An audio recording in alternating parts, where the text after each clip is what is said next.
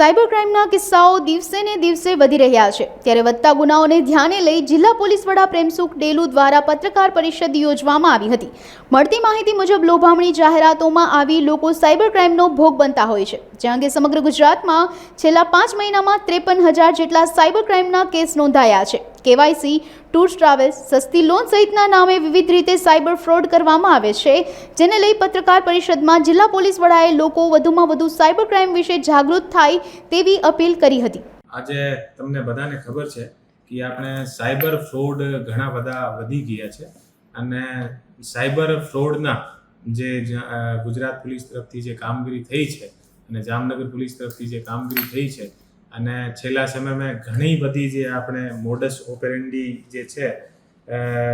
જે રીતે આપણે સાયબર ફ્રોડ થઈ રહ્યા છે, તો હું પહેલાં તમારી સાથે જે મોડસ ઓપેરેન્ડીથી સાયબર ફ્રોડ થાય છે એ કશું તમારી સામે ચર્ચા કરવા માગું છું।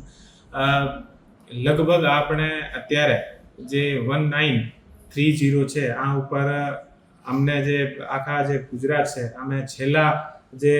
5 મહિના છે અમે લગભગ 53,000ના આસપાસ સાયબર ફ્રોડ સંબંધિત જે 1930 છે આ ઉપર ફરિયાદ આવી છે અને આમે જે મેક્સિમમ ટાઈપની જે ફરિયાદ હોય આમે આપણે જોબ ફ્રોડ હોય છે, લોન એપ્લિકેશનના ફ્રોડ હોય છે, ઓટીપી ફ્રોડ હોય છે, આપણા જે કાર્ડ હોય છે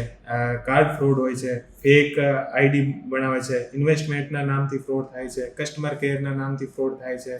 પછી સોશિયલ મીડિયા પર ફ્રોડ થાય છે, પછી OLX પર ઘણા બધા કે એ અમારો અહીંયાથી ટ્રાન્સફર થયો છે અને અમારો મિત્ર છે અને આને પાસે એટલો સામાન છે અને આને કમ પૈસામાં વેચવાનો છે, એવા કરીને જે ફ્રોડ છે એ OLX ફ્રોડ છે। પછી આપણે કેવાયસીના ફ્રોડ છે, ઘણા બધા કેવાયસીના અને એસ્કોર્ટ ફ્રોડ છે, ટૂર્સ એન્ડ ટ્રેવલ્સના ફ્રોડ છે, લોટરી ફ્રોડ છે, ગિફ્ટના ફ્રોડ છે, ઇન્સ્યોરન્સના ફ્રોડ છે। પછી આપણે કહીએ કે તમે તમારું ઇલેક્ટ્રિસિટી બિલ તમે ભરી નાખો, એટલા પૈસા નહીં તો તમારો બિલ કપાઈ જે ઇલેક્ટ્રિસિટી છે આ કપાઈ જશે, એવા ફ્રોડ છે। પછી આપણે ઈમેલ આપણને મોકલીને અને ઘણી બધી જગ્યાએ આપણેથી બ્લેકમેલ પણ ઘણી નામથી આપણેથી કરે છે। પછી એક ઓનલાઈન જે માણસને જે સ્કાઈપ યા બીજા જે ઓનલાઈન કોલ કરીને અને આ ઉપર માણસને ઓનલાઈન અરેસ્ટ કરી લે અને આને કહે કે હું CBI ઓફિસર છું ને આ છું, તમારા નામથી એવું પાર્સલ મંગાવેલું છે અને આ પાર્સલમાં જે છે ડ્રગ્સ આવી છે અને તમને એટલા પૈસા આપવા પડશે નહીં। અને બીજા કે એ લોકો સોશિયલ મીડિયા પર જોવે કે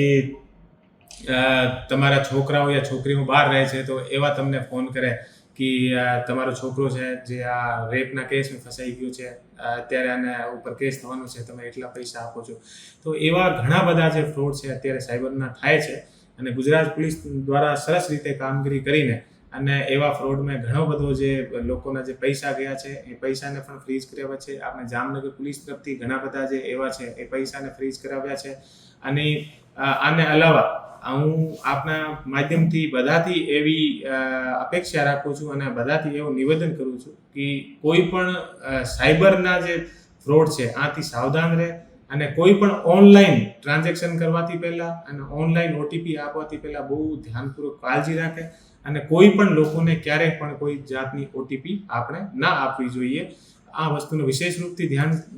હોવો જોઈએ અને ક્યારેક પણ આપણે સાયબર ફ્રોડના ભોગ બની જાય તો તુરંત અમારા જે સાયબર પોલીસ સ્ટેશન છે આથી સંપર્ક કરીએ, અમારાથી સંપર્ક કરીએ અને અમારા DYSPથી સંપર્ક કરીએ। અમે ઘણી બધી જે આપણે કોલેજ હોય, જે જાહેર સ્થળ હોય આ પર અત્યારે અમારા જે સાયબર